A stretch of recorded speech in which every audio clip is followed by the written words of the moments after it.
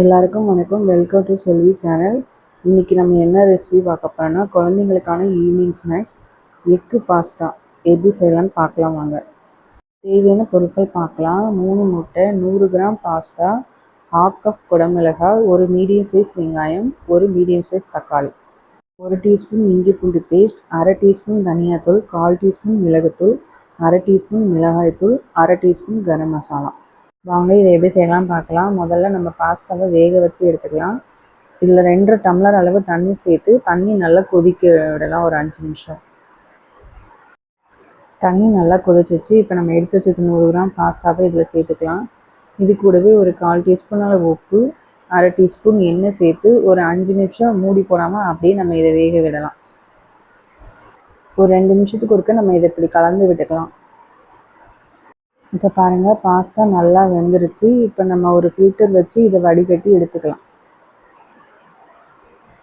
நம்ம ஒரு கிண்ணம் எடுத்துக்கலாம். 3 முட்டை, 1/4 டீஸ்பூன் மிளகுத்தூள், தேவைக்கேற்ப உப்பு சேர்த்து நம்ம இதை பீட் பண்ணி எடுத்துக்கலாம். ஃபஸ்ட்டு இப்போ நம்ம ஒரு கடாய் எடுத்துக்கலாம். இந்த பீட் பண்ணியிருக்க முட்டையை சேர்த்து ஒரு 2 நிமிஷம் நல்லா வறுத்து எடுத்துக்கலாம். இப்போ பாருங்கள், நல்லா வறுத்தாச்சு. இதை ஒரு வேறு பிளேட்டுக்கு மாற்றிக்கலாம். இப்போ ஒரு கடாய் சூடு பண்ணிக்கலாம். ஒரு டீஸ்பூன் அளவாக ஆயில் சேர்த்துக்கலாம். எண்ணெய் நல்லா சூடாகிடுச்சு. 1 டீஸ்பூன் இஞ்சி பூண்டு பேஸ்ட்டு சேர்த்து பச்சை வாசனை போகிற வரை நம்ம இதை வதக்கலாம். இப்போ இது கூடவே நம்ம எடுத்து வச்சுருக்க ஒரு மீடியம் சைஸ் வெங்காயம் சேர்த்து பச்சை வாசனை போகிற வரை நம்ம நல்லா வதக்கி விடலாம். வெங்காயம் நல்லா வதங்கிச்சு. இப்போ ஒரு 1/2 கப் குடமிளகாய் சேர்த்து இதையும் 1 நிமிஷம் நல்லா வதக்கி விடலாம். இப்போ நான் தக்காளியை வில்லு தான் அரைச்சி எடுத்துருக்கேன். நம்ம அதையும் இதில் சேர்த்து பச்சை வாசனை போகிற வரை நல்லா வதக்கி விடலாம். தக்காளி நல்லா வதங்கிச்சு. இப்போ நம்ம எடுத்து வச்சுருக்க மசாலா பொருட்களை இதில் சேர்த்துக்கலாம். 1/2 டீஸ்பூன் மிளகாய்த்தூள், 1/2 டீஸ்பூன் தனியாத்தூள், 1/2 டீஸ்பூன் கரம் மசாலா.